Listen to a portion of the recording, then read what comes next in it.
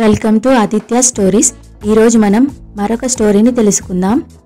ఒకరోజు అర్ధరాత్రి నిధివన్ అనే గ్రామంలో ఒక చిన్న పిల్లవాడు అక్కడ ఉన్న దుకాణాలకు వెళ్ళి అందరి దగ్గర పాలు కావాలి అని అడుగుతున్నాడు. ఎక్కడా లభించలేదు. చివరికి ఒక మిఠాయి షాప్కు వెళ్ళి నాకు పాలు కావాలి అని యజమానిని కోరాడు. ఆ మిఠాయి అమ్మి అతను, మరి నీ దగ్గర డబ్బులు ఉన్నాయా అని అడిగాడు. అప్పుడు ఆ చిన్న పిల్లవాడు అమాయకంగా, డబ్బులు లేవు కానీ ఇది తీసుకోండి అని తన బంగారు చెవిదిద్దుని ఇచ్చాడు. సరే అని తిరిగి చూసేలోపు ఆ పిల్లవాడు అక్కడి నుంచి మాయమైపోతాడు. ఎంత వెతికినా ఆ పిల్లవాడు మాత్రం కనిపించలేదు. మరుసటి రోజు ఆ గ్రామంలో కృష్ణుడి గుడిలో ఉన్న విగ్రహానికి ఒక చెవిదిద్దు కనిపించకుండా పోవడాన్ని గమనించారు గ్రామస్తులు.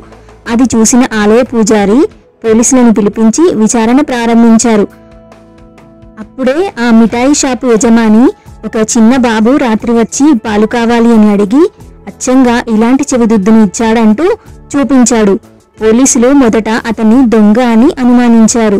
ఆ సమయంలో ఆలయ పూజారికి ముందుకు వచ్చి ప్రతిరోజు రాత్రి ఆలయం మూసే ముందు శ్రీకృష్ణుడికి పాలు ప్రసాదంగా పెట్టడం ఆచారమని, కానీ నిన్న రాత్రి పొరపాటున పాలు పెట్టడం మర్చిపోయాను అని చెప్పాడు. అందుకే స్వయంగా కృష్ణుడు వచ్చి ప్రసాదాన్ని స్వీకరించాడు అని చెప్పాడు. ఈ మాటలు విని అక్కడ ఉన్నవారు అందరూ ఆశ్చర్యపోయారు. ఈ వీడియో మీకు నచ్చినట్లయితే లైక్ చేయండి, షేర్ చేయండి. మరిన్ని మంచి కథల కోసం మన ఛానల్ ఆదిత్య స్టోరీస్ని సబ్స్క్రైబ్ చేసుకోండి. Thanks for watching.